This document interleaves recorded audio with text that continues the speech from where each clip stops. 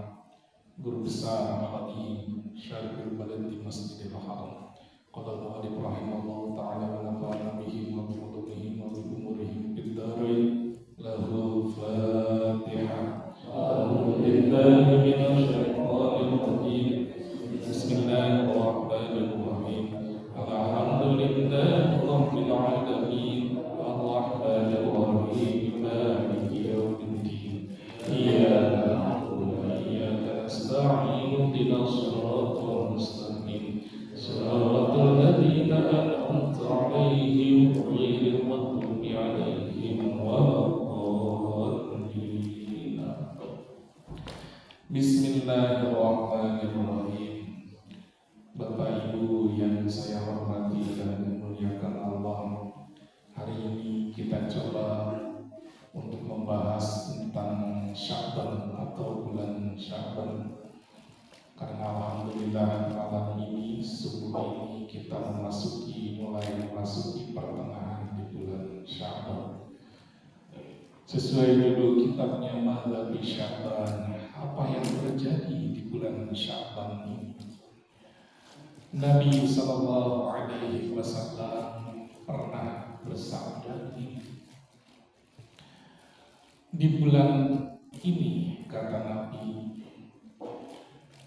sering dilupakan dan sering terlupakan, yaitu yang Nabi maksud adalah bulan Sya'ban. Ternyata di bulan ini, di kitab ini disebutkan, ibarat kalau orang yang berdagang itu tidak pernah rugi, yang berdagang pasti untung. Kalau kita berdagang pinginnya untung.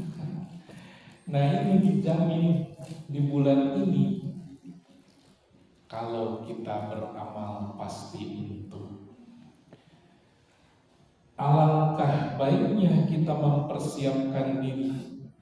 Karena kalau di bulan Sya'ban ini sudah terbiasa, nanti di bulan berikutnya ketika kita panen sudah terbiasa, gitu maksudnya.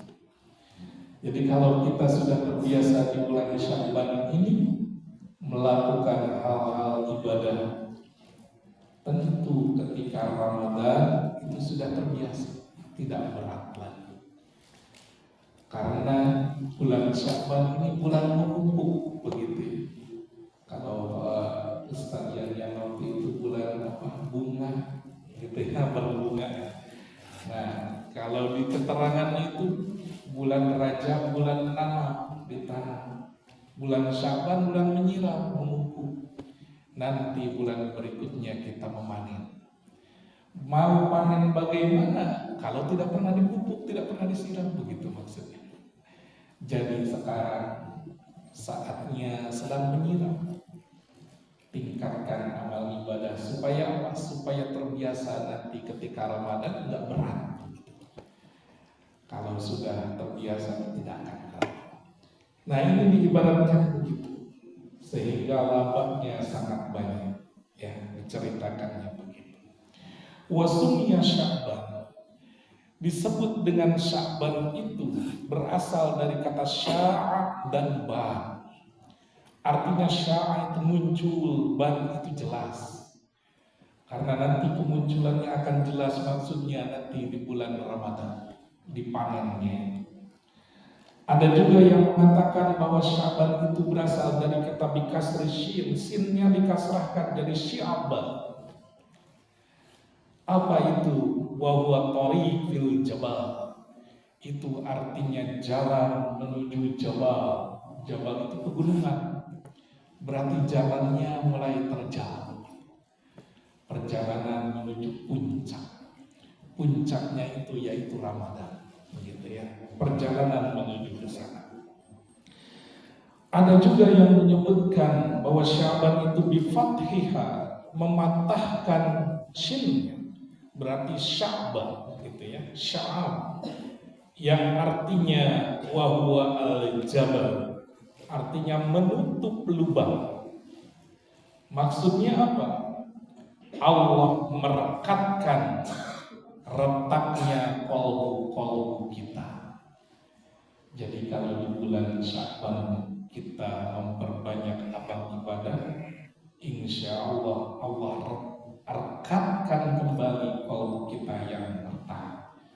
Sehingga biasanya suka silaturahim sebelum Ramadan itu untuk merekatkan gitu.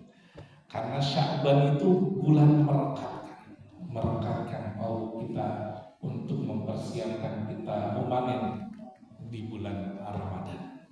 Itu sekilas diceritakan ini tentang arti Ramadan, tentang arti Sya'ban. Bapak Ibu yang dirahmati Allah Subhanahu wa taala. Minal qawaidi, ada suatu kaidah dari ahli ilmu mengatakan begini.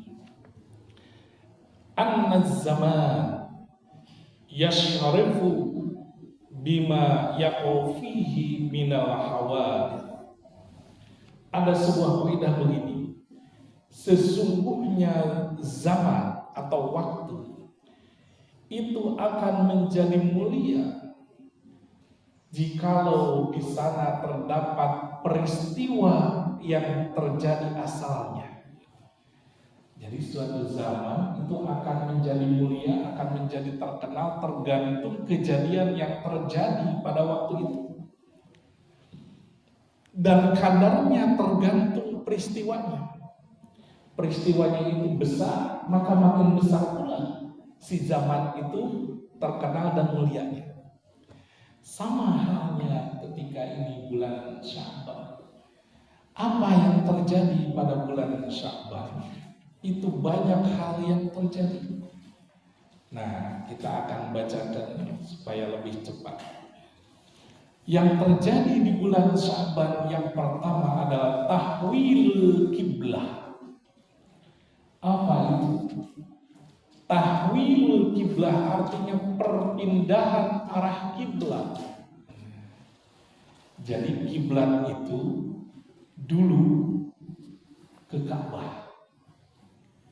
Nah, ketika Nabi hijrah, ada perintah dari Allah, kiblatnya berubah kemana? Ke Baitul Maqdis.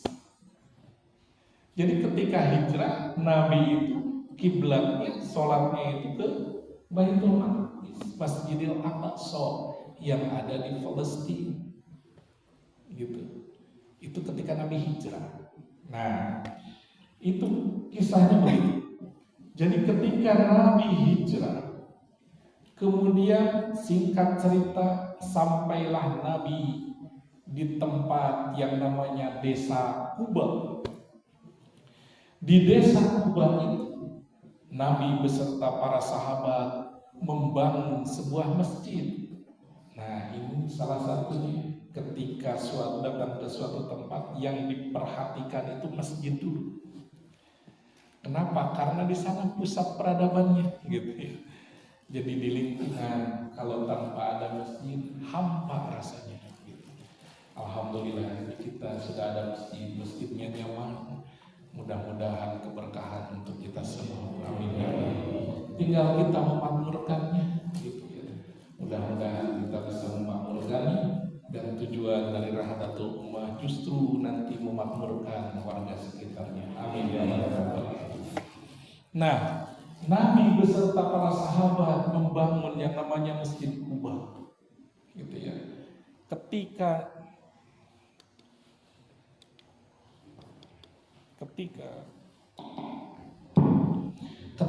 sampai itu pada hari Senin 12 Rabiul Awal tahun pertama Hijriah, sampai di Quba itu kiblatnya sudah ke Masjidil Aqsa.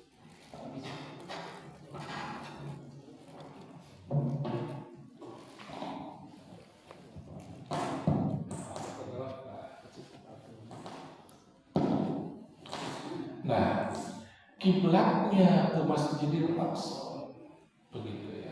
Kiblatnya ke Masjidil Aqsa. Nah, dikisahkan setelah 14 hari ada di sana, ada yang menyatakan seminggu lebih gitu ya. Ada yang menyatakan 12 hari, ada yang menyatakan cuma 4 hari. Nah, berangkat Nabi kemudian dari Masjid Quba itu kemana? Mau pergi ke Madinah, karena di Quba itu pinggiran kota Madinah. Berangkatlah Nabi mau ke Madinah. Pada hari itu adalah hari Jumat. Nah, baru sampai beberapa kilo, turun perintah dari Allah melaksanakan sholat Jumat. Maka terjadi di sana sholat Jumat pertama yang dilakukan oleh Nabi dan para sahabat, yaitu di suatu lembah, gitu ya, melaksanakan sholat Jumat. Sehingga sampai sekarang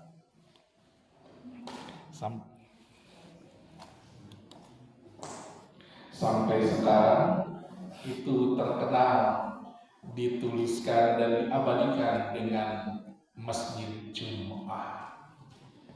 Katanya ya, lihat di kitab begitu, lihat di referensi begitu. Udah belum pernah ke sana.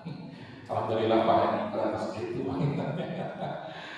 Insya Allah mudah-mudahan doa ke Allah senantiasa jarak itu. Amin ya Allah. Alhamdulillah sangat terima. Setelah angkat orang doakan sing lancar di pelajaran anak-anak.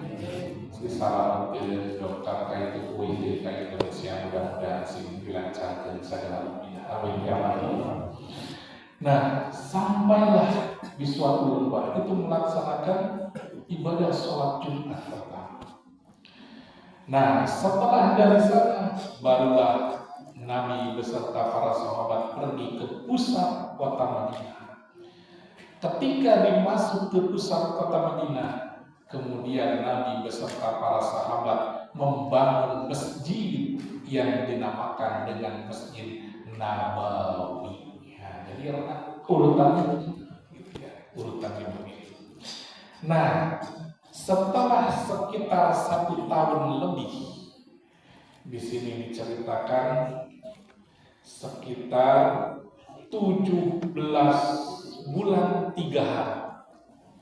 Jadi kalau 17 bulan 3 hari, coba hitungannya Bu ya. 17 bulan waktu itu kan sampainya ke Madinahnya itu di Kuba itu ada 12 Rabiul Awal tahun ke-1 Hijriah. Jadi 17 bulan kemudian hari apa ya? 17 bulan kemudian itu bulan apa? Berarti kalau 12 lagi itu balik lagi ke Rabiul Awal gitu ya.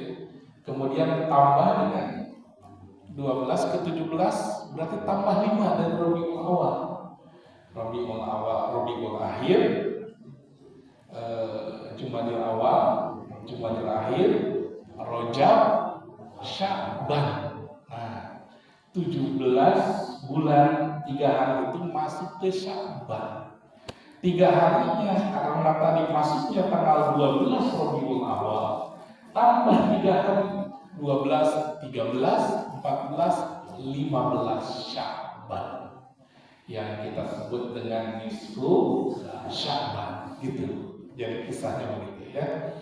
Nah, jadi ketika 1 tahun kemudian ya, 1 tahun lebih kemudian, ketika itu Nabi sedang sholat, di mana sholatnya di pinggiran kota Madinah. Jadi dulu Nabi itu sholatnya enggak terus di Masjid Nabawi, keliling Nabi itu. Tidak ada imam besar masjid apa, gitu. Jadi Nabi itu keliling, begitu. Supaya apa? Satu, syiar, yang kedua lebih dekat lagi dengan para sahabat. Nah, suatu ketika Nabi sedang sholat di pinggiran kota Madinah. Lupa lagi nama sahabatnya apa gitu ya, desa. Lagi sholat di sana, para sahabat ikut lagi sholat. Kemudian ketika sholat itu turun perintah dari Allah. Apa itu perintahnya? Perintah untuk kembali lagi kiblatnya yang asalnya dari Baitul Maqdis ke Mekah, Ka'bah begitu. Karena selama 1 tahun lebih itu Nabi selalu berdoa kepada Allah, ya Allah, aku ingin apa? Ingin kiblatnya kembali lagi ke Mekah, ke Ka'bah. Selama 1 tahun itu Nabi berdoa seperti itu. Kenapa? Karena hampir dalam 1 tahun itu orang Yahudi bertepuk tangan. Kenapa mereka bertepuk tangan? Mereka bangga, tuh kan kiblatnya juga Baitul Maqdis begitu. Karena turunan Yahudi dari sana semua. Yang saya sudah ceritakan dari kisah Nabi Ibrahim dan Siti Sarah dari Palestina ke sana. Sangat senang orang-orang Yahudi itu. Karena tuh lihat Muhammad yang katanya Nabi saja menghadapnya ke Baitul Maqdis. Sehingga Nabi itu berdoa ingin kembali ke Ka'bah. Nah, Allah kemudian mengabulkan ketika Nabi sedang sholat berjamaah. Bayangkan, ketika sholat berjamaah itu Baitul Maqdis dengan Ka'bah itu lini barat, selatan, utara, ke sana dan ke sini. Nabi asalnya ke sana, sholat, sahabat di belakangnya. Ketika ada perintah itu, langsung Nabi berputar. Akhirnya yang asalnya saf paling depan berubah jadi paling belakang begitu. Yang asalnya saf paling belakang jadi paling depan. Itu Nabi langsung berputar, arahnya menjadi arah kiblat, arah ke Mekah, yang asalnya ke Baitul Maqdis. Ini sahabat tidak ada yang protes. Hebatnya, ngikutin saja begitu. Bayangkan lamun ayeuna. Wah, riweuh sekali. Ayeuna mah riweuh. Pasti aya nu nyeletuk we di belakang teh. Emang GPS-nya berubah. Zaman ayeuna gitu. Aduh, bahayanya. Bahaya zaman ayeuna repot. Ayeuna mah ya Allah, tong warning gitu. Ayeuna mah saeutik we mah rada beda jeung urang. Ngadehemna teh geus tarik aya. Ya Allah. Itu waktu itu sahabat tidak ada yang protes. Mengikutilah. Nah, jadi bisalah turun ayat kembali lagi kiblatnya ke Mekah, sehingga sampai sekarang itu diabadikan di sana. Nama masjidnya Masjid Kiblatain. Harus lain, alhamdulillah harusnya.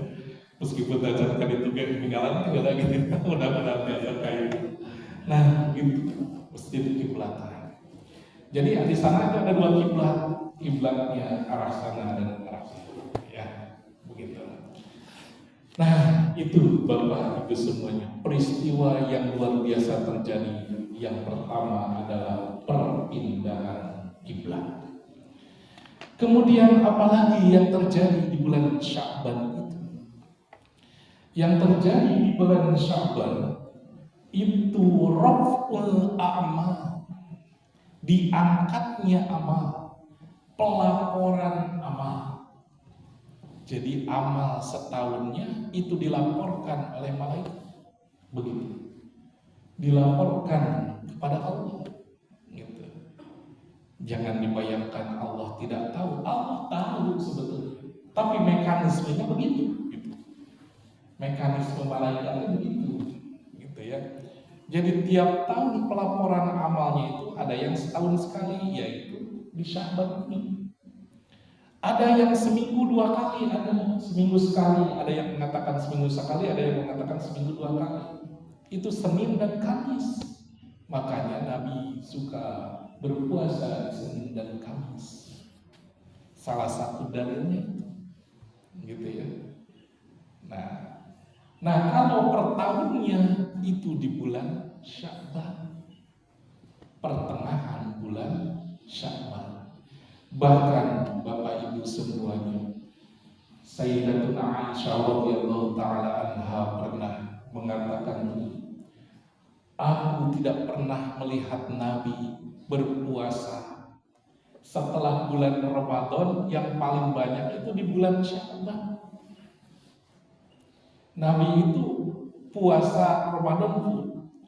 Tetapi ada juga puasa yang banyak dalam sebulan itu, yaitu di bulan Sya'ban. Itu Nabi. Ketika ditanya begini, wahai Nabi, kenapa engkau berpuasa? Ini redaksinya begini. Dzaka syahrun yaf'alun nas anhu baina Rajab wa Ramadan. Wa huwa syahru turfa'u bihil a'mal ila rabbil alamin. Wa uhibbu ayyurfa'u amali wa ana shaim. Itu kata Nabi.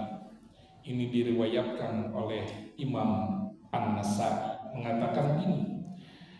Nabi ketika ditanya, wahai Nabi, engkau itu puasanya banyak sekali di bulan Sya'ban ini, tapi tidak melebihi Ramadan ya. Dan ini makruh bagi kita kalau umpamanya disepulkan bulan Sya'ban ini puasanya. Jadi kalau umpamanya bulan Sya'ban ada 30 ya kita berpuasa 25, 20 begitu. Nabi itu banyak begitu ya. Tidak disamakan dengan Ramadan.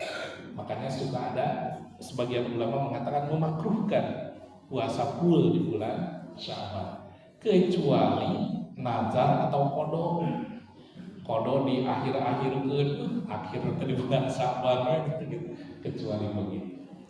Nah, ketika Nabi ditanya, wahai Rasulullah, engkau itu berpuasa banyak sekali. Setelah Ramadan engkau berpuasa di bulan Sya'ban itu banyak. Apa yang terjadi?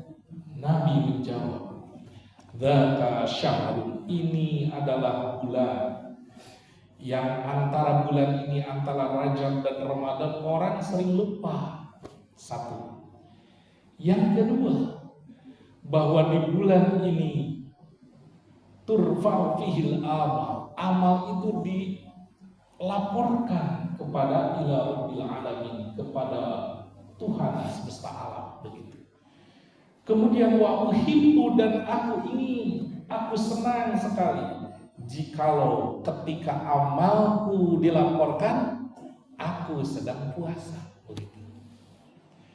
Jadi ketika dilaporkan itu aku ingin sedang berpuasa, aku sedang beribadah. Jadi ibaratnya ketika malaikat meninggalkan Nabi gitu ya, Nabi lagi puasa. Pas datang lagi ke Nabi sedang puasa. Ibaratnya bahasa kitanya, bahasa kasarnya begini. Ini walaupun tidak seperti ini ya.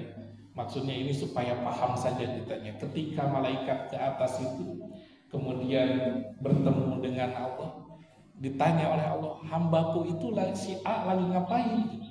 Barusan ketika ditinggalin lagi puasa, begitu maksudnya. Nanti ketika turun lagi, oh ternyata masih puasa.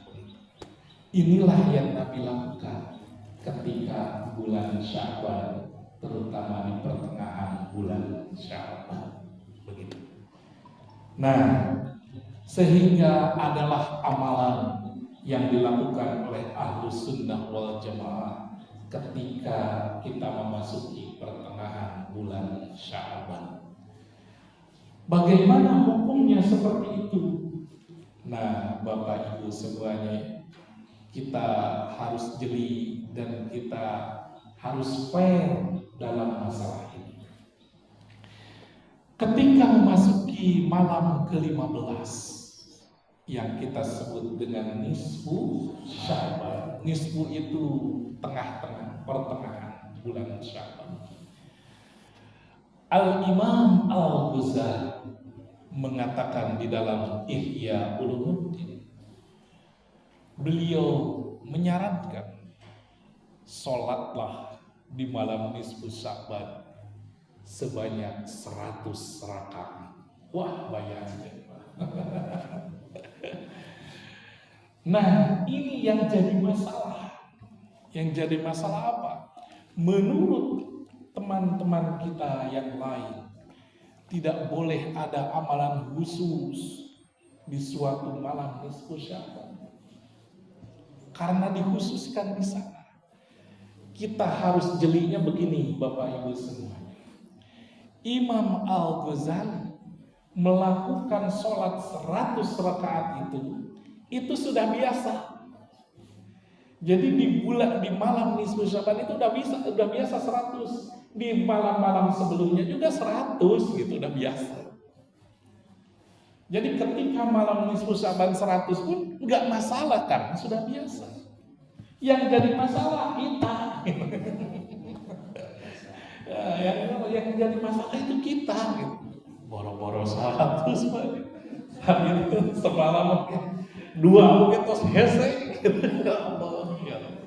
Yang jadi masalah itu ternyata Bapak Ibu semuanya ya, ini beda kelasnya. Untuk yang sholat sampai 100 itu kelasnya orang-orang arif billah yang sudah kenal dengan Allah. Begitu. Jadi pas sholatnya nikmat, boro-boro. Jadi bagusnya bagi kita bagaimana? Nah, jangan begitu saja. Kenapa? Karena takut disebutkan mengkhususkan yang tadi. Samemeh matara pas hari H 100 gitu kan. Itu kurang bagus bagi kita. Nantinya termasuk kepada orang yang melampaui batas. Kenapa? Karena sebelumnya juga enggak. Gitu. Tapi kalau sudah biasa enggak masalah. Kalau sudah biasa, enggak orang itu biasa itu biasa. Itu mah kelasnya kelas khusus, gitu ya, kelas khusus. Makanya Al-Imam Al-Ghazali menyatakan itu. Dan orang awam memahaminya dari pemikiran orang awamnya. Berarti Ghazali sesat. Bukan sesat, kamunya yang enggak ngerti, yang enggak paham dengan arif orang yang kenal dengan Allah. Sehingga bagi kita bagaimana? Para ulama mengatakan, hidupkanlah malam nisfu Sya'ban. Cara menghidupkannya bagaimana? Boleh dengan sholat. Sholat apa? Supaya aman bagi kita, mas. Sholat sunnah mutlak saja selesai. Itu lebih aman. Kenapa? Ada orang matara teh. Jadi pas hari ini mendingan sholat sunnah mutlak itu lebih aman. Puntennya, ya teh parantos didiskusikan sareng ahli hadis dan ahli Quran. Karena ada studinya gitu. Lebih aman bagi orang awam adalah sholat sunnah mutlak. Tapi kalau sudah terbiasa lebih bagus sholat sunnah aja. Itu ya malam-malamnya. Ketika sudah pulang dari masjid sholat, nanti malam-malamnya sholat sunnah hajat, sholat tahajud itu lebih bagus. Sholat taubat itu lebih bagus. Kalau sudah biasa, karena tidak biasa ya udah sholat sunnah mutlak saja. Mau 2 rakaat, mau 4 rakaat, tidak apa-apa. Nah ada satu amalan lagi apa? Baca Quran. Baca Quran. Ini dilakukan oleh orang awam, tidak apa-apa. Gitu ya. Baca Quran. Baca Quran yang mana saja boleh. Mau 1 juz boleh, mau 30 juz juga boleh. Bagus. Tapi masalahnya ada orang matara teh. Masalah da balik deui, da orang matara gitu. Sampai penting saja ge wallah duka gitu. Makanya anu tos biasa we nu dibaca. Naon Yasin. Eta mah tos biasa. Nu tos biasa teh kumaha? Upamana teh hilap teh nyana Quran da katalar eta mah gitu. Jadi nanti ada mutawib yang di depan ya sirwal Quran tadi. Orangnya bisa ngikutin. Itu yang sudah biasa. Sami da eta ge Quran biasa. Makanya mudah-mudahan di malam nisfu Sya'ban, malam Iraha, malam besok. Ya, nanti bisa dilihat mudah-mudahan Pak DKM biasanya kita suka ada ya, kita mudah-mudahan ini juga adat yang baik bisa dilakukan. Dan insya Allah kalau di sini ada dilakukan sebagai sesuai janji saya dulu pernah berkata kepada Pak D gitu ya, Kalau di sini ada, kita pusatkan saja. Asahidin tidak akan mengadakan, kita pusatkan saja di sini. Insya Allah nanti saya kesini bersama yang lain, kita pusatkan saja supaya lebih terlihat gemaknya, lebih terlihat syiarnya. Ini janji saya ke Pak De tahun kemarin gitu ya. Mudah-mudahan gitu ya, mudah-mudahan kita baca Yasin saja tiga kali cukup gitu ya, 3 kali cukup sesuai dengan tuntunan para ulama begitu ya. Oh, Pak Ustadz tuh ayat dia bilang hadisnya dan sebagainya kejauhan kalau gitu. Orang awam ikutin saja orang yang soleh. Ikutin Imam Ghazali, masih jauh gitu. Iya, masih jauh gitu ke level kelas gitu ya. Nah, insya Allah kurang ngawas Yasin di Ruhihan itunya sampai maghrib dugi kaisa tos kisah tempat badai lajeng ngalira mangga sholat hajat, sholat taubat dan sebagainya mangga di rumah oke saya bisa gitu ya. Alhamdulillah mudah-mudahan orang biasa melaksanakan. Nah, eta bukan dua rotul amalnya dilaporkan. Kemudian yang selanjutnya, Bapak Ibu yang dirahmati Allah Subhanahu wa taala, pada bulan Sya'ban itu ternyata ada yang namanya takdirul a'mal. Nah, ini jarang diceritakan. Takdir selama 1 tahun ke depan. Begitu. Ini bukan berarti Allah tidak tahu. Allah sudah tahu, tetapi memberitahu ke para malaikat, inilah pada malam nisfu Sya'ban. Begitu. Allah memberitahu kepada malaikat, inilah tulisannya selama 1 tahun ke depan. Takdirul amal, mentakdirkan umur ada yang 1 tahun ke depan itu udah ada di catatan malaikat begitu. Gitu ya. Bukan berarti takdirnya hari itu, tapi Allah memberitahu kepada malaikatnya pada bulan Sya'ban selama 1 tahun ke depan. Makanya malaikat itu punya yang namanya hari raya. Kita punya hari raya 2, Idul Adha, Idul Fitri. Malaikat juga sama punya 2 hari raya. Mana hari rayanya? Hari raya ketika nisfu Sya'ban dan Lailatul Qadar, 2 hari raya. Kenapa? Karena pada waktu itu malaikat sibuk. Sibuk sekarang. Ini diceritakan di kitabnya begitu ya. Jadi pada waktu itu malaikat disebutkan itu doi. Doi itu berdekatan, sibuk lawan orang ningali anu mudik gitu ya. Dukdak hasilnya itu bahasa dukdak. Tapi dah malaikat mau dukdak sama terbuat dari cahaya itu sebenarnya mau dukdak orang dukdak gitu. Nah, ibaratnya begitu. Karena ketika penentuan umur ini, malaikat diberitahu sehingga malaikat sangat sibuk waktu itu. Dan satu lagi ketika malam Lailatul Qadar. Nah, itu beberapa yang terjadi di bulan Sya'ban. Selanjutnya, tos 45 menit sekali ini. Nah, selanjutnya apa yang terjadi di bulan Sya'ban? Ternyata terjadi di bulan Sya'ban itu sebagian ulama mengatakan bahwa bulan Sya'ban itu adalah syahrus sholati 'alan nabi. Bulan sholawat kepada Nabi. Kenapa disebut dengan bulan sholawat? Tadi Pak Ustadz Ridwan sudah menyatakan Allah Subhanahu wa taala menurunkan ayat Innallaha wa malaikatahu yusholluna 'alan nabi ya ayyuhalladzina amanu shollu 'alaihi wa sallimu taslima. Itu terjadi pada bulan Sya'ban gitu. Sehingga disebut dengan sahrus sholat, sahrul bulan sholawat kepada Nabi gitu ya, bersolawat kepada Nabi. Pertanyaannya begini, ini kalau didefinisikan jangan didefinisikan secara harfiah, Kalau secara bahasa begini, innallaha sesungguhnya Allah wa malaikatahu dan para malaikatnya yusholluna 'alan nabi bersolawat kepada nabi. Berarti Allah bersolawat, malaikat oke bersolawat, banyak orang itu gitu. Tetapi jangan dibayangkan sholawatnya Allah sama dengan kita, sholawatnya malaikat sama dengan kita, berbeda.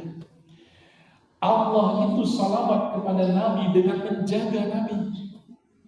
Malaikat bersolawat kepada Nabi dengan mensuplai Nabi. Gitu ya. Pertanyaannya, kita bersolawat kepada Nabi, apa tujuannya? Ingat, saya sering mengatakan di awal-awal muqaddimah, mengatakan penghulu alam semesta, poros semesta, cikal bakal semesta, itu adalah baginda Nabi Muhammad SAW. Jadi ketika kita bersolawat, kita tersambung dengan poros alam semesta, begitu, meningkatkan sinyal kita, begitu maksudnya. Sekarang kalau mau pakai seluler, sinyal yang dicari itu untuk menguatkan sinyal, bersolawat dengan pusat alam semesta, begitu. Dan Nabi mengatakan, man sholla alaiya, kata Nabi, barang siapa yang bersolawat kepadaku satu kali saja, maka Nabi akan membalasnya 10 kali. Gitu. Berarti sampai sekarang Nabi itu mendengar salawat kita, gitu. Salawat kita mendengar. Makanya alhamdulillah ada majelis-majelis salawat, lanjutkan. Alhamdulillah, itu keberkahan bagi kita semua. Amin ya Allah. Nah, terus Ustaz, suka ada yang ini, saya sering mengulang-ulang supaya tidak lupa dan supaya tertanam di dalam kolbu kita. Ustaz, jangan naon sholawat, kan sok ayahnya gitu. Naon sababna, iya hayang mobil sholawat 1000 kali, 1000 hiji, hayang nonton lunas utang sholawat sekian ribu kali, dari mana itu gitu. Nah, Bapak Ibu semuanya, saya sering mengatakan ini hadisnya sahih. Hadisnya sahih. Dulu Nabi Shallallahu Alaihi Wasallam pernah ketika lagi duduk didatengin oleh unta. Saya sering mengatakan ini sahih. Didatengin oleh unta. Unta ini bersalawat kepada Nabi. Terus Nabi bisa mendengar. Nabi bisa mendengar. Kemudian unta ini ditanya oleh Nabi, wahai unta, engkau bersalawat kepadaku, engkau ingin apa? Kata Nabi. Si unta ini menjawab, wahai Nabi, perutku lapar, aku ingin makan. Itu unta. Salawat kepada Nabi, ingin makan. Suatu ketika Nabi lagi duduk-duduk nyender di bawah pohon, pohonnya bersalawat kepada Nabi Sallallahu Alaihi Wasallam. Nabi mendengar, kemudian bertanya kepada pohon, wahai pohon, engkau bersalawat kepadaku, kau ingin apa? Apa jawaban pohon? Kata pohon, aku ingin masuk surga. Itu pohon. Pertanyaannya, kita sholawat ke Nabi hayang naon? Lamun hayang kene perut, berarti sami sareng Bapak Ibu menyarios. Lamun orang sholawat hayang mobil, berarti fisik sami dengan makanan tadi. Berarti orang sarua sareng apa enggak? Apakah boleh? Boleh. Unta juga begitu. Tetapi kita levelnya baru sampai unta. Naikkan levelnya. Kita bersalawat kepada Nabi, pingin masuk surga, berarti kita sama dengan pohon gitu. Naikkan levelnya lagi apa? Kita bersalawat Nabi, ingin bersama Nabi. Itu salawat yang tertinggi. Ke atas ini, kita bersalawat itu karena kita cinta kepada Nabi. Karena kita cinta kepada Nabi, kita ingin bersama Nabi. Kalau sudah bersama Nabi, wah mungkin di neraka. Pasti di surga. Kemudian mobil dan sebagainya pasti ngikutin. Begitu. Kantos itu baik. Mudah-mudahan orang salah yang kenging syafaat bagi Nabi Muhammad SAW. Secara saja, insya Allah sangat suatu seorang lajang jendai. Tapi ia terakhir pilih ayam, pilih ayam ayam bina YouTube dan sebagainya. Ibu-ibu, bapak-bapak kami meninggal dengan YouTube di TikTok gitu dan scroll ayam harus kita itu jangan berlebihan kepada Nabi. Sholawat berlebihan kepada Nabi itu bicara tanpa ilmu. Yang dimaksud oleh Nabi berlebihan begini. Nabi itu diutus setelah Nabi siapa? Nabi Isa alaihi salam. Janganlah berlebihan kepadaku, kata Nabi pernah mengatakan itu. Yang dimaksud oleh Nabi, jangan berlebihan seperti umatnya Nabiullah Isa alaihi salam kepada Sayyidah Isa alaihi salam. Itu yang dimaksud dengan berlebihan. Maksudnya apa? Menganggap Nabiullah Isa alaihi salam sebagai Tuhan. Itu yang dimaksud dengan berlebihan. Jadi kalau kita bersalawat kepada Nabi, justru kita akan terhindar dari yang namanya berlebihan itu.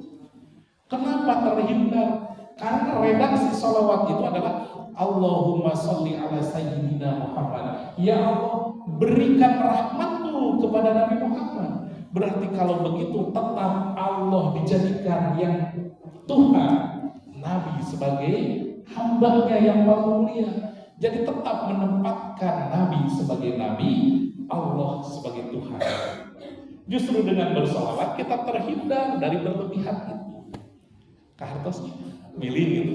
Oh, salawat berlebihan. Justru dengan salawat itu kita terhindar dari berlebihan. Berlebihan itu menganggap sebagai Tuhan. Begitu. Kahartosnya sallallahu alaihi Muhammad. Semoga Allah memberikan salawat, memberikan rahmat kepada Nabi Muhammad. Berarti tetap menempatkan Allah sebagai Tuhan, Muhammad sebagai Nabi yang terbaik. Begitu. Jadi dengan bersalawat kita terhindar dari yang namanya berlebihan itu. Kita terhindar dari yang namanya mengkultuskan itu. Maka perbanyaklah salawat. Dan khusus salawat ini kelebihan kita ya, umat Nabi Muhammad SAW. Kalau yang lain pun ibadah-ibadah yang lain itu harus khusyuk baru bisa Allah terima. Tapi kalau sholawat tidak khusyuk saja, Nabi terima, Allah terima. Tidak khusyuk saja, apalagi khusyuk begitu. Jadi kalau di jalan, naik motor, naik mobil, bersolawat saja. Lamun hese, setel aja yang bernada solawat gitu. Jangan yang aneh dukses gitu ya. Mendingan solawat saja di jalan gitu. Bernada-nada salawat saja begitu ya, tanpa kita sadari kalau kita mengikutinya. Mudah-mudahan kita semua diangkat dan diterima oleh Nabi sebagai umatnya. Amin ya Allah. Cekapnya terus saja, mudah-mudahan ayat manfaatnya. Insyaallah di malam diskusi dan insyaallah Nabi sarang rencang insyaallah mengikuti barang-barang harus ketinggal siarnya itu ya. Sekali lagi mudah-mudahan orang sana yang akan rohkan sana pun nanti Allah Subhanahu wa taala. Amin ya rabbal alamin. Maka biasa saja akan ditutup seperti biasa dengan zikir hasbi. Bismillahirrahmanirrahim. Hasbi rabbi jalla la ilaha